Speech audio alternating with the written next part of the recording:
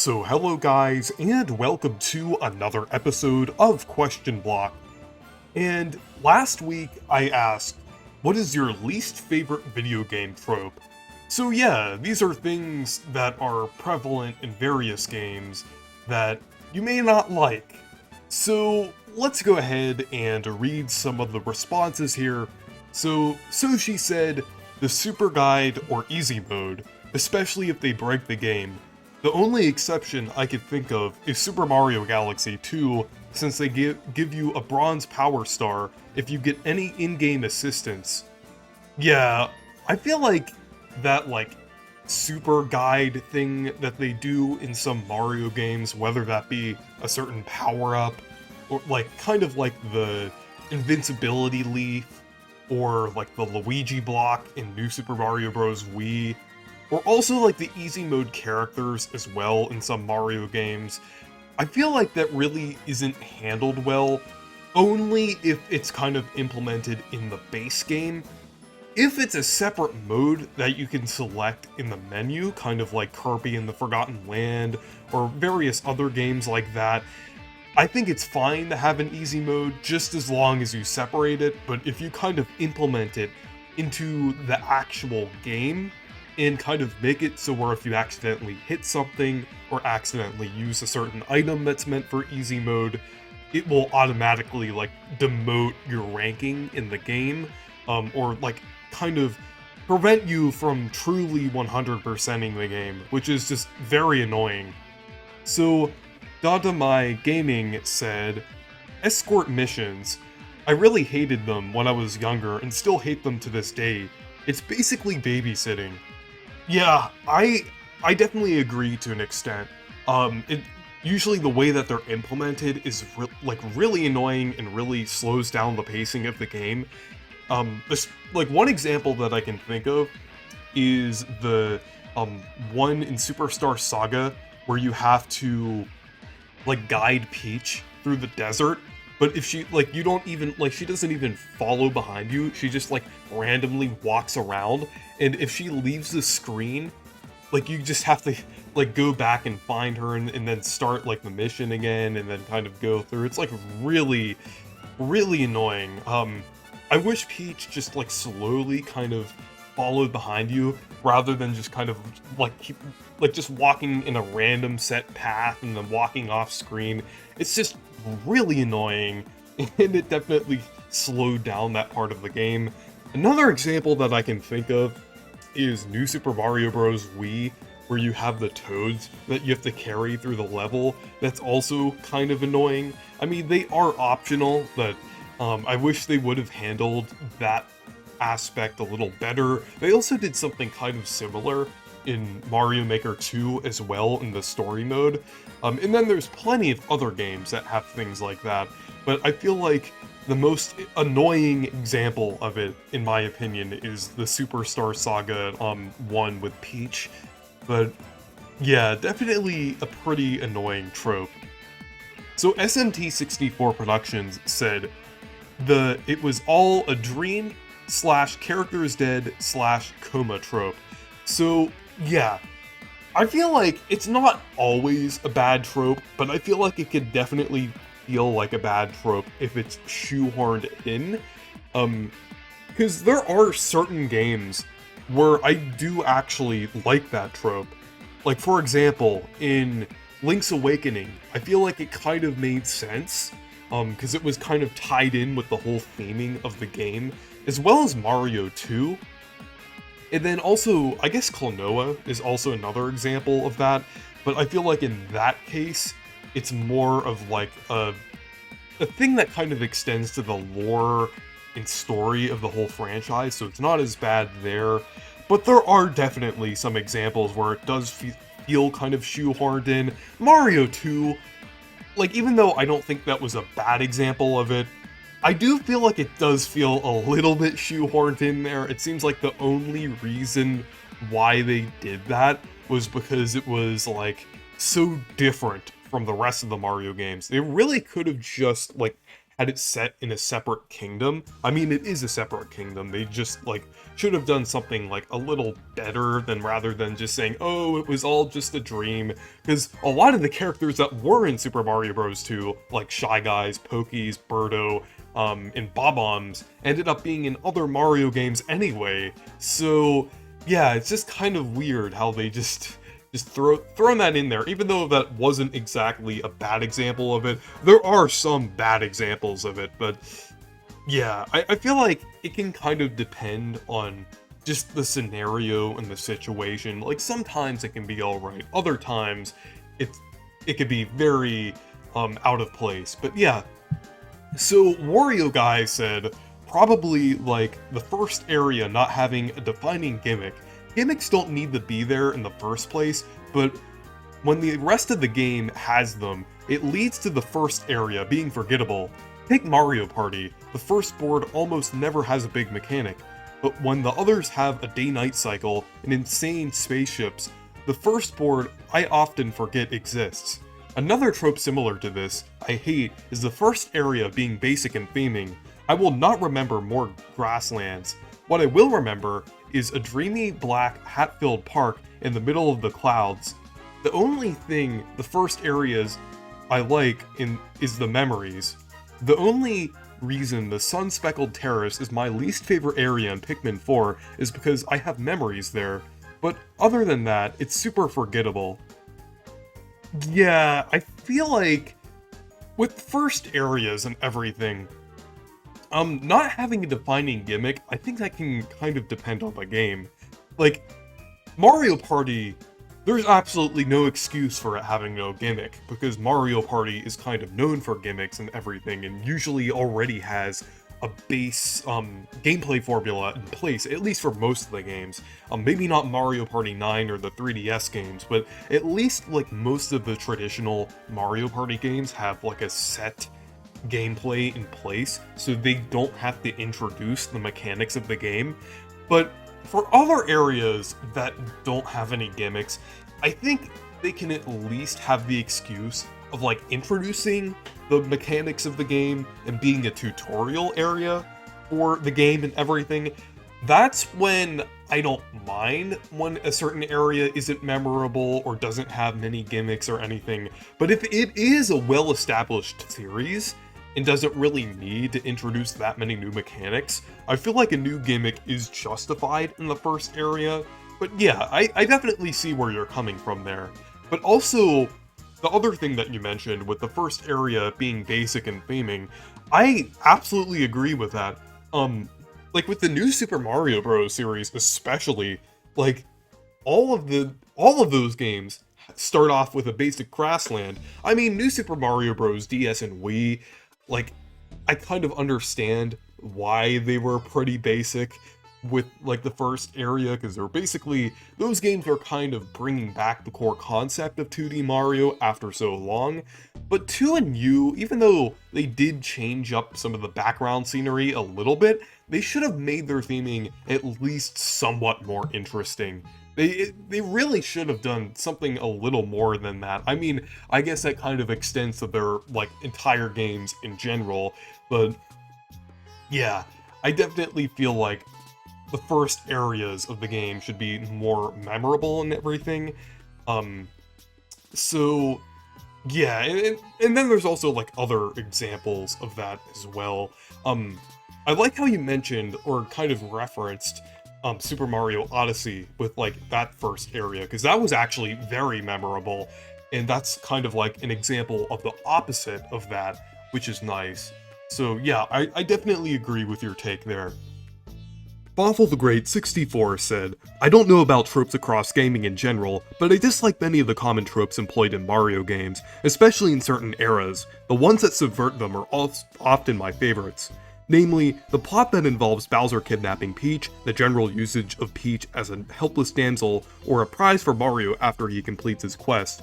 Also, the tendency to play it safe with the world theming, grassland, desert, ice, jungle, lava, etc., the over-reliance on nostalgia for the NES era, and the hesitance to use content that wasn't found there.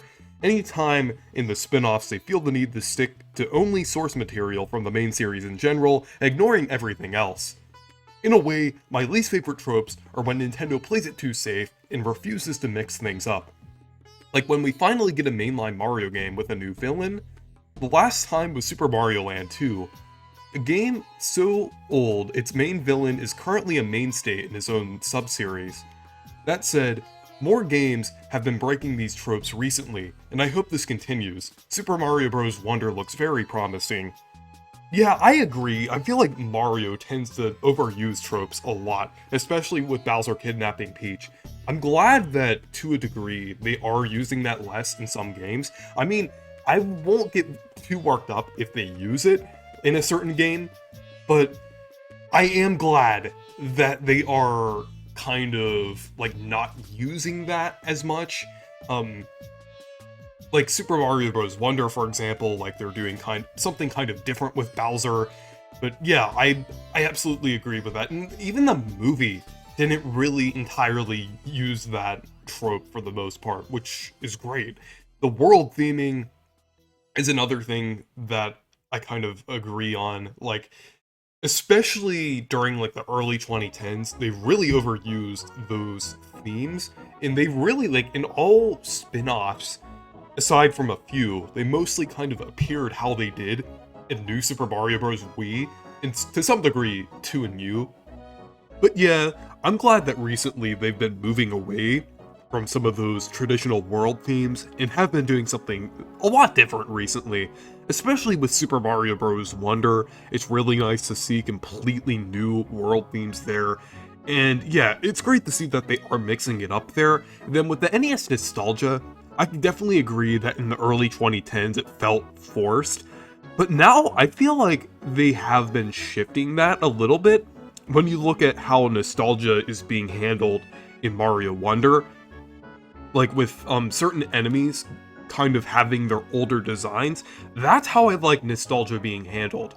I don't like how Nintendo was handling like the nostalgia pandering during the early 2010s, just bringing back a power-up and banking on that power-up like a lot and everything. Like the Super Leaf was in a bunch of games, and I like the Super Leaf, don't get me wrong, but I feel like they were really pushing it way too much.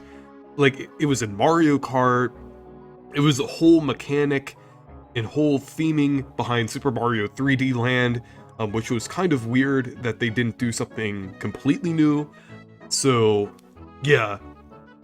But yeah, there are definitely quite a lot of tropes from Mario that have been overused, and I'm glad they are kind of starting to move away from that with like Super Mario Bros. Wonder, and even earlier than that with Super Mario Odyssey, as well as a few other Mario games on the Switch. But yeah.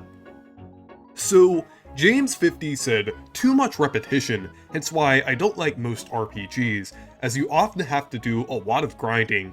Also, games such as Dynasty Warriors, Hyrule Warriors, and Fire Emblem Warriors, it's just doing the same thing."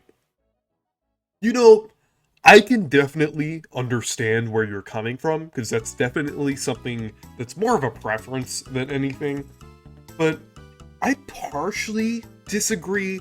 Well, I do somewhat agree with, like, repetition in some cases, because, yeah, I do feel like repetition, in certain genres can be definitely a bit draining.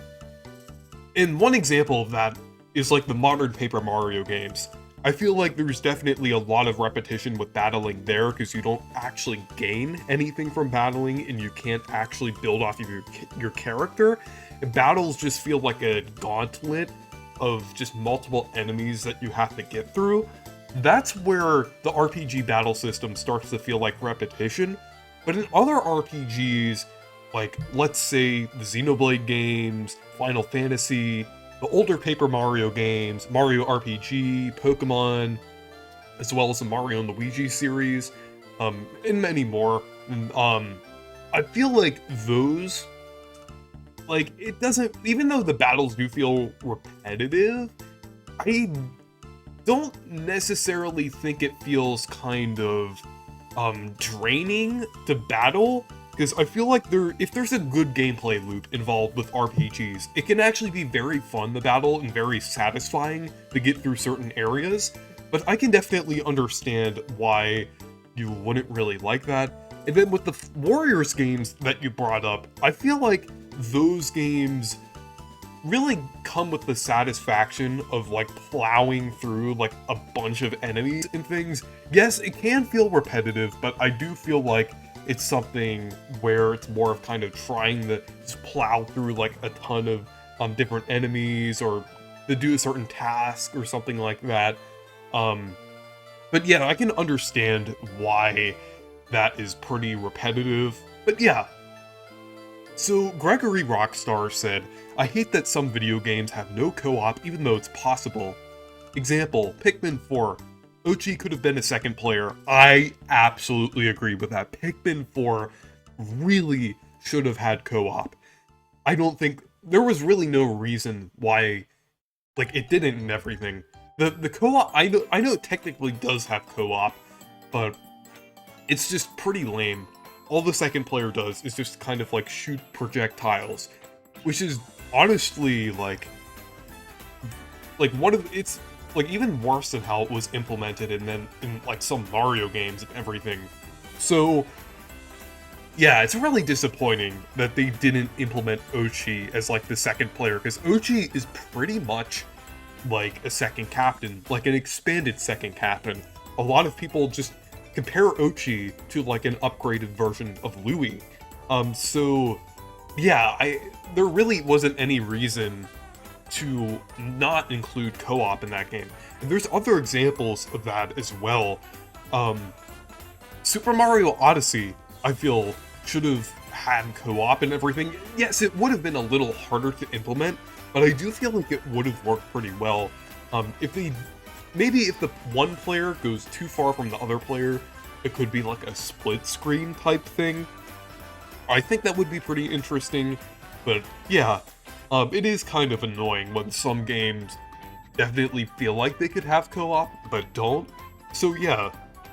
So Dieselnot said, water levels that make your character slower. I can't comprehend how even Nintendo, the king of platformers, does not realize that water levels in Mario are absolutely terrible. Every single one of them. 35 years, yet they didn't think that, oh wow, this is not fun. I'm talking about the ones that make you tap the jump button to gain height, which is 90% of Mario levels. Games that make your character agile or fun to play in water, those get it. Slow water level is the worst trope in gaming. Yeah, with Mario water levels, they're always like a slog. Like, I don't entirely hate them. Like, they're just kind of boring, kind of. Like, they all look the same. They all have like the same background and everything. With very minimal differences. Like, even going between like the new Super Mario Bros. Series and then even like some of Nintendo's other platformers, they all just kind of look kind of bland, like with the background and everything, which is definitely something that also brings down the water levels. And then also with the water levels, it's basically just you can't touch anything unless you have a fire flower. Then if you have a fire flower, it's just like extremely easy. That's really how the water levels are designed in Mario games. Mario Wonder, it does seem like they are improving things a little bit, because it does seem like you can actually attack enemies underwater without a fire flower, and yes, that will remove some of the challenge, but I do feel like there are like other enemies that will be underwater and everything, but yeah, it is still a little disappointing that they are still doing like the same exact mechanics and physics that the previous Mario games had in terms of water levels and everything. Though I do like how in Mario Wonder they actually are adding the dolphin kick, which is going to significantly improve water levels and everything, so I'm probably going to equip that badge whenever I'm in a water level in Mario Wonder and everything. But there are some exceptions, like where you can actually swim underwater with certain power-ups, like the penguin suit or the frog suit and different things like that. The blue shell just kind of improves your swimming and everything, but like the frog suit definitely like improved water levels in Mario a lot. But yeah. So anyways, those were some tropes that all of you didn't really like.